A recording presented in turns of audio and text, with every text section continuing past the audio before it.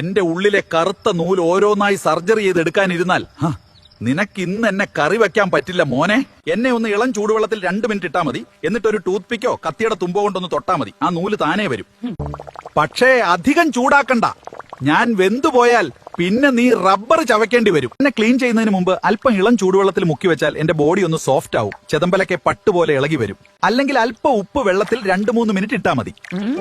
ചെതമ്പൽ തെറിക്കില്ല. നിന്റെ അടുക്കളയും നീയും നല്ല ഫ്രഷ് ആയിരിക്കും. ഇനി ഞാൻ ഫ്രഷ് ആണോ എന്ന് അറിയണോ? എന്റെ കണ്ണുകളിലേക്ക് നോക്ക്. എന്റെ കണ്ണ് തെളിഞ്ഞതും തിളങ്ങുന്നതുമാണെങ്കിൽ ഞാൻ പുലിയാണ്. കൂടാതെ എന്റെ ചെകിളയൊന്ന് നോക്കിക്കേ, നല്ല ചോപ്പ് നിറമാണെങ്കിൽ ഞാൻ ഫ്രഷ് ആണ്.